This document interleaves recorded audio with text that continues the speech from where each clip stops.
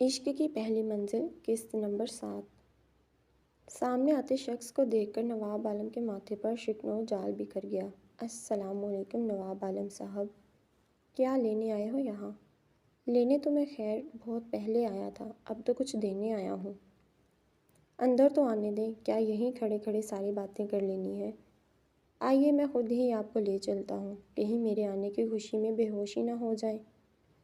وہ ان کے کندھے پہ ہاتھ رکھ کر اندر آیا۔ نواب عالم نے سختی سے اس کا ہاتھ جھٹک دیا۔ السلام علیکم تائی جان۔ وہ پیار لینے کو ان کے آگے جھکا پر اماں نے منہ دوسری طرف پھیر لیا۔ کمال ہے بھائی، آپ لوگ تو جواب بھی نہیں دیتے۔ وہ خود ہی جا کر بڑے ریلیکس انداز میں بیٹھ گیا۔ ویسے نواب صاحب، گھر آئے مہمانوں کو چائے پانی پلانے کا کوئی رواج نہیں ہے آپ کے ہاں؟ بھابھی اچھی سی چائے بنا کر لے آئے، بغیر چینی کے۔ اتنے دنوں سے مٹھائی کھا کھا کر تو ویسے ہی شوگر ہو گئی ہے۔ بھابھی بجائے کچن میں جانے کے ہنکار بڑھ کر وہیں اماں کے ساتھ بیٹھ گئیں۔ اور کیسی طبیعت ہے آپ کی تائی جان؟ کیا لینے آئے ہو تم یہاں؟ آپ لوگوں نے آپس میں کوئی صلاح مشورہ کیا ہوا ہے کہ گھر آئے بندے سے سب نے باری باری ایک ہی سوال پوچھنا ہے؟ خیر میں تو تائی جان کے پاس افسوس کرنے آیا ہوں۔ آنا تو اماں بھی چاہتی تھی، پر میں نے سوچا پہلے مجھے جا کر صورتحال معلوم کر لینی چاہیے۔ آخر دکھ درد میں اپنے ہی اپنوں کے کام آتے ہیں۔ اماں اور بابا نے الجھ کر اسے دیکھا، جیسے اس کے چہرے پہ مسکراہٹ تھی۔ سچ میں دلی دکھ ہوا تائی جان، میں نے سنا ہے آپ کے دختر نیک اختر گھر سے بھاگ گئی ہے۔ چھی چھی، کیا فائدہ ایسی اولاد کا، اس سے بہتر تھا وہ پیدا ہوتے ہی مر چکی ہوتی، کم سے کم اتنی کالک تو منہ پہ نہ لگتی۔ بکواس بند کرو اپنی، چھان بین نہیں کروائی آپ نے، آخر کس کے ساتھ بھاگی ہے؟ میں کہتا ہوں اپنی بکواس یہیں بند کرو اور دفع ہو جاؤ میرے گھر سے۔ مگر وہ بجائے دفع ہونے کے ٹانگ پہ ٹانگ رکھ کر تکیے کے ساتھ ٹیک لگا کے پہلے سے بھی زیادہ آرام دہ پوزیشن میں آ گیا۔ آپ نے پولیس کو انوالو کیوں نہیں کیا؟ ایسے معاملے میں تو ہماری پولیس بھی بڑی دلچسپی لیتی ہے، کوئی نہ کوئی سراغ تو ملے گا ہی۔ بلکہ میں تو کہتا ہوں اخبار میں اشتہار دے دیتے ہیں کہ چودھری نواب عالم کی اکلوتی دختر نیک اختر کسی آوارہ لڑکے کے ساتھ رات کے اندھیرے میں گھر سے بھاگ گئی ہے۔ اگر کسی کو صحیح سلامت مل جائے تو برائے مہربانی نواب صاحب کے گھر پہنچا دیں، اور نواب عالم بیٹی کے ساتھ ساتھ داماد کو بھی کھلے دل سے ویلکم کریں گے۔ آخر کو بہت براڈ مائنڈڈ ہے نا آپ۔ کہیے کیسے لگا؟ اماں کو بابی نے فوراً سہارا دیا۔ نواب عالم اس کی بات سن کر وہیں پڑی چارپائی پر گر گئے۔ آخر کو کتنا کوئی سہ سکتا ہے، ایک باپ جس کی جوان بیٹی اتنے دنوں سے گھر سے غائب ہو، کیسے کر سکتا ہے وہ لوگوں کے منہ بند؟ ان کی رہی سہی ہمت بھی جواب دے گئی۔ ارے نہیں نہیں، ابھی سے بے ہوش نہیں ہونا آپ نے، پھر میں افسوس کس کے پاس کروں گا؟ تائی جان آپ بھی ذرا سنبھال لیں اپنے آپ کو۔ پھر کیا ہوا اگر جوان بیٹی کچھ دنوں سے غائب ہے؟ آ جائے گی، اس میں فکر والی کون سی بات ہے؟ وہ بڑی کمینی مسکراہٹ کے ساتھ نشتر پہ نشتر چلا رہا تھا۔ بھابھی چائے بہت مزیدار بنائی آپ نے، ایمان سے مزہ آ گیا۔ کیا آپ کو بھی نند نے کچھ نہیں بتایا؟ مجھے تو پتہ چلا تھا آپ دونوں بڑی اچھی سکھیاں ہیں۔ اتنے میں ہی گھر کا بیرونی گیٹ کھلا۔ راستے میں آتے عبداللہ کی نظر اچانک اٹھی، گھر کے سامنے کار کھڑی تھی۔ صبح صبح کون آ گیا؟ وہ آگے بڑھنے ہی لگا تھا کہ قدم زمین سے جکڑ گئے۔ گاڑی کا نمبر تو مجھے معلوم نہیں، مگر ہاں وہ گرے کلر کی کرولا ہے، اور اس شخص کے چہرے پہ ماسک ہوتا ہے، ہم نے کبھی اس کی شکل نہیں دیکھی۔ اس کی رگوں میں خون ابلنے لگا۔ گھر میں وہ شخص موجود تھا جس نے ان کی عزت پہ ہاتھ ڈالا تھا۔ اس کے قدموں میں برقی سے دوڑ گئی۔ سامنے چارپائی پہ بابا بست پڑے تھے، فاطمہ اماں کا ہاتھ سہلا رہی تھیں، اور دوسری چارپائی پہ شاہانہ انداز میں بیٹھے شخص کو دیکھ کر ایسے لگا جیسے کسی نے کھولتا ہوا پانی اس کے سر پر ڈال دیا ہو۔ پل بھر میں ساری کہانی سمجھ آ گئی۔ ارے آؤ آؤ چودھری عبداللہ آؤ، تمہارا ہی انتظار تھا مجھے۔ اب تایا جان تو بالکل ہی ڈہ گئے ہیں، باقی بچا افسوس تمہارے پاس ہی کر لیتا ہوں۔ کمینے ذلیل انسان، تمہاری ہمت بھی کیسے ہوئی یہ گھٹیا حرکت کرنے کی؟ عبداللہ بڑپڑے شیر کی طرح اس پہ جھپٹا۔ واہ، یہ بڑا اچھا طریقہ ہے ویلکم کرنے کا، لگتا ہے ابھی تک وہ اکڑ اور تنتنا گیا نہیں۔ بکواس بند، ادن کہاں ہے؟ اس نے آتے ہی اس کا گریبان پکڑ لیا۔ اماں نے لرز کر اسے دیکھا۔ گھر سے بھاگی ہوئی لڑکی کے بھائیوں کو زیب نہیں دیتا کہ وہ اس طرح کی حرکتیں کریں۔ اس کا اشارہ عبداللہ کے ہاتھوں کی طرف تھا۔ اپنی زبان کو لگام دے، صرف اتنا بتا میری بہن کہاں ہے؟ آخری تعطیلات کے مطابق تمہاری بہن اپنے کسی ہوتے سوتے کے ساتھ بھاگ گئی ہے۔ میں نے کہا ہے بکواس نہیں، صرف اتنا بتا کہاں ہے وہ؟ میں جانتا ہوں یہ گھٹیا حرکت تو نے کی ہے، تو ہی اس کا پیچھا کرتا تھا، سیدھے طریقے سے بتا ورنہ میں یہی گاڑ دوں گا۔ عبداللہ کی گرفت اس کی گردن پہ مضبوط ہو گئی، مگر سامنے والے کی آنکھوں میں کسی قسم کا کوئی خوف نہ تھا۔ مجھے گاڑ کر اپنی بہن کا پتہ میرے فرشتوں سے پوچھو گے کیا؟ اس کی بات سن کر عبداللہ کی گرفت ڈھیلی پڑ گئی۔ اماں کو تو سکتہ ہو گیا۔ دیکھ جہانگیر، مجھے بتا کہاں ہے وہ؟ کیا کیا تم نے اس کے ساتھ؟ میں جانتا ہوں تم نے اسے کڈنیپ کیا ہے، مجھے بتا دے ورنہ تجھے معلوم ہی ہے میں کیا کروں گا تیرے ساتھ۔ اس نے بمشکل اپنے حواسوں پہ قابو پایا۔ جواب میں جہانگیر نے زوردار قہقہ لگایا۔ کیا کر لو گے؟ زیادہ سے زیادہ پولیس کے پاس لے جاؤ گے نا؟ تو چلو میں بھی ساتھ ہی چلتا ہوں، پر جانے سے پہلے یہ تو سوچ لو کوئی ثبوت ہے تمہارے پاس کہ میں نے ہی اسے کڈنیپ کیا ہے یا میں ہی اس کا پیچھا کرتا تھا؟ اب یہ نہ کہنا گاڑی کا کلر گرے تھا۔ میرا خیال ہے پاکستان میں لاکھوں گرے کلر کی کارز ہیں، اور جس گاڑی کے بارے میں تم آج کل انویسٹیگیشن کروا رہے ہو اس کی تو نمبر پلیٹ بھی جعلی تھی، اور اس گاڑی والے کا چہرہ بھی ڈانپا ہوتا تھا۔ سو اب بتاؤ کیا ثبوت ہے؟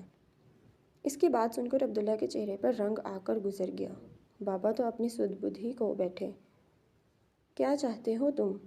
جو چاہتا تھا وہ تو تم لوگوں نے دیا نہیں، اب کیا فائدہ؟ دیکھو جہانگیر، تم جیسا کہو گے میں ویسا ہی کروں گا، مگر خدا کے واسطے مجھے بتاؤ عدن کہاں ہے؟ وہ زندہ تو ہے نا؟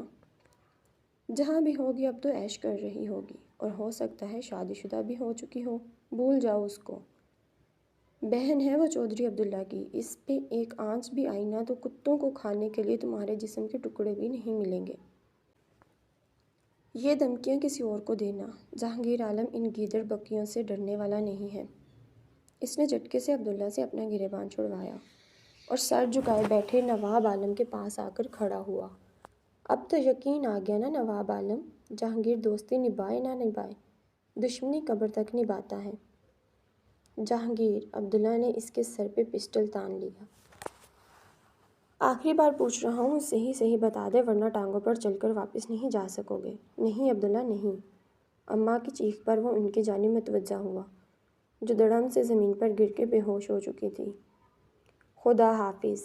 جہانگیر ایک مسکراہٹ کے ساتھ خدا حافظ کہتا باہر کی جانب چل دیا۔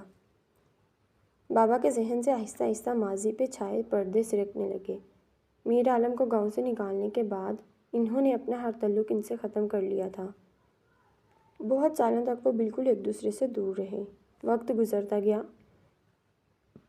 پھر میر عالم کبھی کبھار گاؤں میں کسی خوشی غمی پہ آتے جاتے، انہیں سلام کرنے لگے۔ کچھ بھی تھا، وہ بھائی تو تھا ان کا۔ نواب عالم زیادہ دیر تک سرد مہری نہ برت سکے۔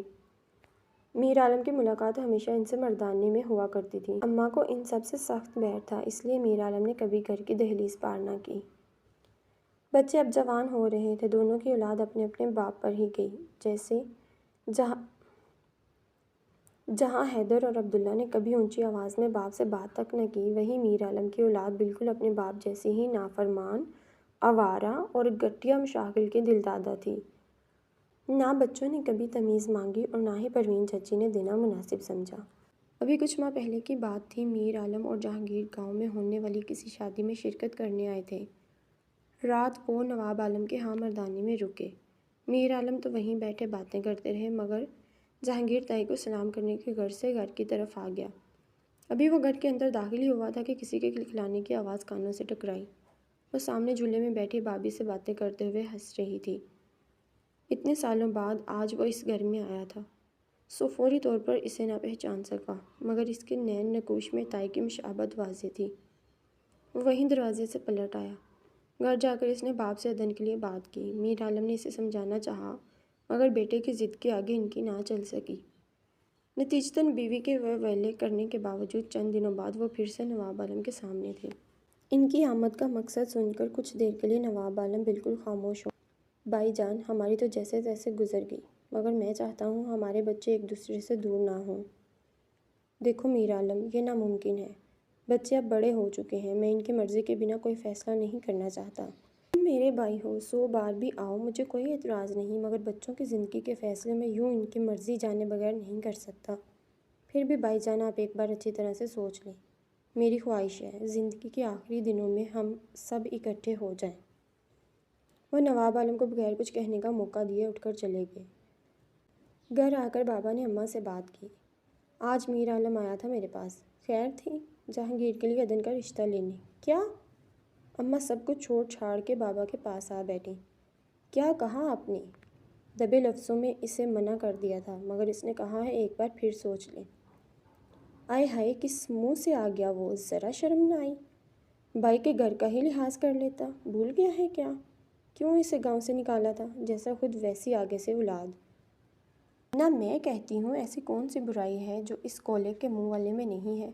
بے شرم کہیں کے، کس منہ سے میری پھولوں جیسی بچی کا رشتہ اس گدھے کے لیے لینے آ گیا؟ در در کی خاک چھان کے اب اسے بھائی کی یاد آ گئی ہے؟ بھول گیا ہے وہ کس طرح سب نے تھو تھو کر کے اسے باہر نکالا تھا؟ مگر مجھے تو ایک ایک لفظ یاد ہے۔ اسی وقت آپ نے اس کے منہ پہ مارنی تھی۔ کہ ہمیں بخشو، ہم باز آئے تمہاری ان رشتہ داریوں سے۔ ہر دوسرے دن وہ بے شرم کسی نہ کسی کو ساتھ لیے گاڑی میں جھولے دے رہا ہوتا ہے۔ شادی بھی کروا لے ان سے۔ شادی کرانے کو تایا کا گھر ہی نظر آیا ہے کیا؟ اماں کو تو سنتے ہی پتنگیں لگ گئیں۔ میں بتا رہی ہوں آپ کو، میں اپنی معصوم بچی کو اس جہنم میں کبھی نہیں جھونکوں گی۔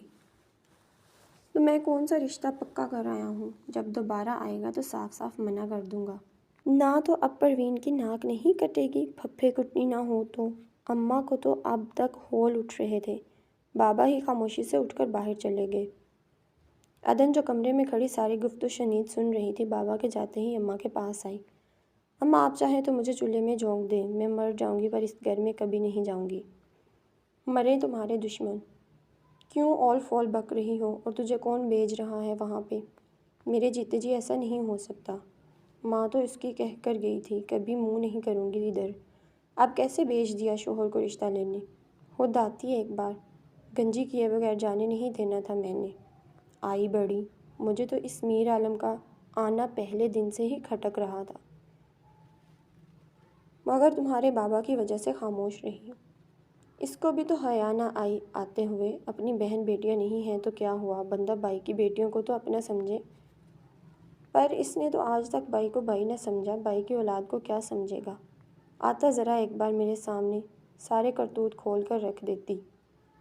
دل تو کر رہا ہے اس پروین کو جا کر ایسے گھماؤں جو اس کے سر پہ 2 بال رہتے ہیں وہ بھی میرے ہاتھ میں آ جائیں۔ اماں تو جلال میں آ گئی تھیں۔ باوجود پریشانی کے ان کی باتوں پہ عدن کی ہنسی نکل گئی۔ وہ چپکے سے وہاں سے کھسک لی۔ ہفتے بعد جب میر عالم جواب لینے آئے تو بابا نے صاف صاف لفظوں میں منع کر دیا۔ وہ ضبط کے گھونٹ بھرتے واپس ہو لیے۔ گھر جا کر جیسے ہی میر عالم نے نواب عالم کا جواب بتایا، جہاں چچی نے سکون کی سانس بھری وہیں جہانگیر کو آگ لگ گئی۔ کیوں ان کی بیٹی کے لیے آسمان سے شہزادے اتریں گے کیا، جو انہیں میرے میں برائیاں نظر آنے لگ گئی ہیں؟ ابا آپ کو تو بات ہی کرنی نہیں آتی، سیدھا سیدھا جا کے کہتے اس دن بارات لے کر آئیں گے، پھر دیکھتا کس کی ہمت ہی آگے بولنے کی۔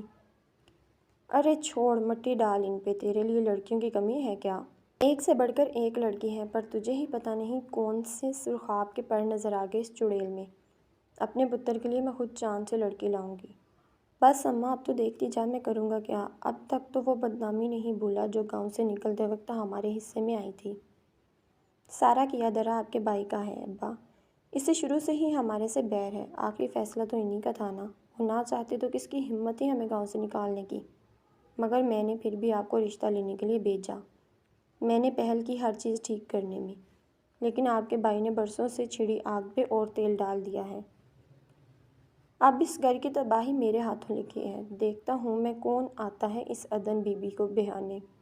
کیا مطلب ہے تمہارا؟ کیا کرنے والے ہو تم؟ جب کروں گا تب پتہ چل جائے گا۔ وہ غصے سے پاگل ہوتا گھر سے باہر نکل گیا۔ نواب ہاؤس میں رات کے اس وقت سب صحن میں بیٹھے خوش گپیوں میں مصروف تھے۔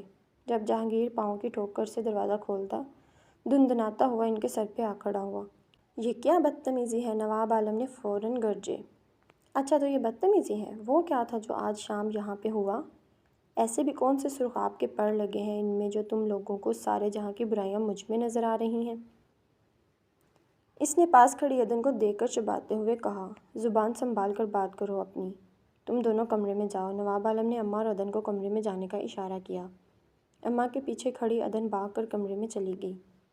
نا اچھائی کون سی ہے تمہارے اندر جو میرے گھر میں آ کے بکواس کر رہے ہو؟ دوبارہ میری بیٹی کے بارے میں ایک لفظ بھی کہا تو یہ ڈونگے جیسا منہ مار مار کے نیلو نیل کر دوں گا۔ اماں کا تو اسے دیکھتے ہی دماغ گھوم گیا۔ تم کمرے میں جاؤ۔ بابا نے سخت نظروں سے اماں کو دیکھا۔ وہ جہانگیر کو گھورتے ہوئے اندر چلی گئی۔ ایک بات یاد رکھنا نواب عالم، مجھے تو اب تک وہ سب نہیں بھولتا جو تم نے پہلے ہمارے ساتھ کیا تھا۔ اب جو دوبارہ ہوا وہ تو ساری عمر نہیں بھول سکتا۔ رکھو سینے سے لگا کے اپنی بیٹی کو، دیکھتا ہوں میں کس کی ہمت ہے اس دروازے پہ بارات لانے کی۔ تم لوگوں کو گڑ گڑا کر مجھ سے معافی نہ مانگنی پڑی تو میرا نام بھی جہانگیر عالم نہیں ہے۔ دکھا دی اپنی اوقات۔ اگر اب تمہاری بکواس ختم ہو چکی ہے تو اپنا منہ اٹھاؤ اور دفعہ ہو جاؤ یہاں سے۔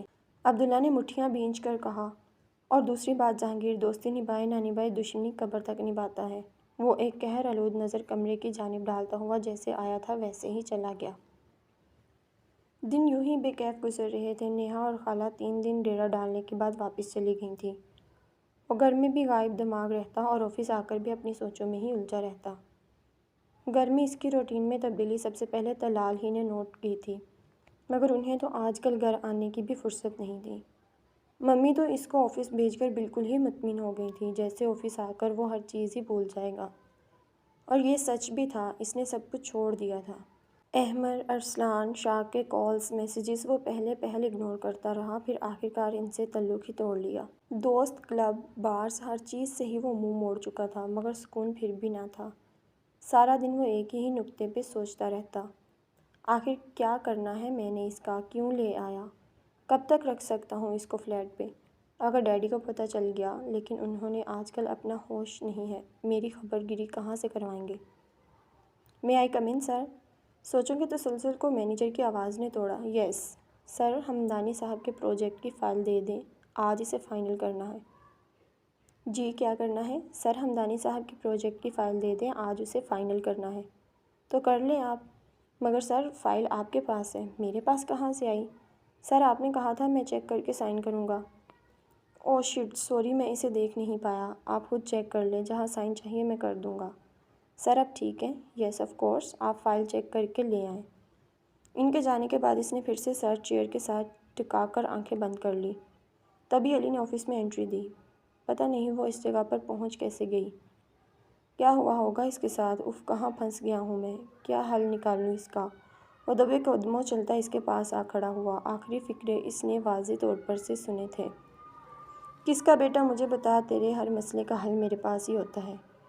کان کے پاس ابھرنے والی آواز سن کر وہ سپرنگ کی طرح اچھلا۔ کبھی انسانیت کے دائرے میں نہ آنا۔ مسئلہ کیا ہے؟ دیکھ اگر کوئی بزنس کا مسئلہ ہے تو ڈیڈی سے بات کر، گھر کا مسئلہ ہے تو ممی سے کہہ، ہاں اگر کسی لڑکی کا مسئلہ ہے تو تیرا بھائی حاضر ہے، بتا میرے لائق کیا خدمت ہے۔ شٹ اپ، ایسی کوئی بات نہیں ہے۔ اچھا تو پھر یہ کیا تھا، کہاں پھنس گیا ہوں میں، کیا حل نکالوں اس کا؟ اس کی بات پہ دائم نے بے اختیار شکر کیا، پہلے جملے اس تک نہیں پہنچے تھے۔ بس بزنس ہی کی ٹینشن ہے بیٹا، بزنس کی تو مجھے الف بے بھی نہیں پتا۔ آفس تو آتا ہی تو صرف کرسی توڑنے کے لیے ہے، گھر کے معاملے میں کوئی دلچسپی ویسے ہی نہیں ہے، بس پھر ایک ہی مسئلہ بچتا ہے۔ کیوں مجھے کیوں کچھ نہیں پتا، میرا بزنس ہے، آخر کل کو بھی مجھے ہی سنبھالنا ہے اور آج بھی۔ اس نے بے تاثر لہجے میں کہتے ہوئے لیپ ٹاپ آن کر لیا۔ دائم بولو، میں ایک ہفتے سے نوٹ کر رہا ہوں، تم اپسٹ ہو، کیا بات ہے یار، کوئی مسئلہ ہے مجھے بتا۔ نہیں یار مجھے کیا ہونا ہے، کہا تو ہے، بس بزنس کی ٹینشن ہے۔ جس ٹائم کو میں جانتا تھا وہ تو آج کل کہیں نظر نہیں آ رہا، بلکہ اب تو بچہ ماشاءاللہ سے پورے ایک وقت کا نمازی ہے، ڈیڈی کی انگلی پکڑ کے آفس آتا ہے اور ناک کی سد میں ہی گھر جاتا ہے، خیر تو ہے نا؟ علی کے اس تجزیے پہ وہ بے اختیار ہنس پڑا۔ ہم تو اڑتی چڑیا کے پر گن لیتے ہیں، کہیں کوئی عشق معشوقی والا معاملہ تو نہیں ہو گیا؟ مجھے عشق فرمانے کے علاوہ بھی بہت سے کام ہیں۔ مثلاً کیا؟ مثلاً آفس آ کر کام کرنے کی بجائے تیرے جیسے نکمے انسان کے ساتھ سر کھپانا اور وغیرہ وغیرہ۔ ویسے تو مجھے یقین ہے تیرے ساتھ کسی نے اپنے نصیب نہیں پھوڑنے، پھر بھی بتا کون ہے وہ پری پیکر جس نے دائم طلال کو اپنا گروہدیدہ بنا لیا۔ اس کے بعد پہ دائم کا دھیان ایک بار پھر بٹ گیا۔ پتہ نہیں کیا کر رہی ہوگی وہ، ٹھیک بھی ہوگی یا نہیں، وہاں چھوڑنے کے بعد ایک بار بھی خبر نہیں لی اس کی۔ لڑکیاں تو ویسے ہی اتنی ڈرپوک ہوتی ہیں، وہ کیسے رہ رہی ہوگی۔ او ہیلو، کہیں تم بھی تو نیا پاکستان بنانے کے بارے میں نہیں سوچ رہا؟ تیری اطلاع کے لیے عرض ہے، ہمارے لیے عمران خان ہی بہت ہے، سو اپنے نادر خیالات سے باہر نکل آ۔ آج پیٹ بھرا ہوا ہے کیا جو آتے ہی ٹر شروع کر دی ہے؟ اللہ تیرے جیسا دوست ہر کسی کو دے۔ میں آیا ہی اس لیے تھا، چل اٹھ کہیں باہر چل کر لنچ کرتے ہیں۔ نو، جب تک یہ فائل کمپلیٹ نہیں ہوتی میں نے ہلنا بھی نہیں ہے یہاں سے۔ یعنی کہ میں اکیلا ہی چلا جاؤں؟ آف کورس، بس ثابت ہو گیا تو ایک نمبر کا ڈھیٹ اور کھڑوس انسان ہے۔ آج کے بعد میں نے ہرگز تیرے پاس نہیں آنا۔ خبردار جو مجھے فون کر کے بلایا، تجھے یہ فائل زیادہ عزیز ہے نا؟ تو مر ادھر ہی، میں جا رہا ہوں۔ یہ دھمکی ایک ہفتے میں تیسری بار اسے علی کی جانب سے ملی تھی۔ وہ بغیر اس پہ کان دھرے لیپ ٹاپ پہ مصروف رہا، مگر سوچوں کی ڈور اب بھی کسی اور کے گرد الجھی ہوئی تھی۔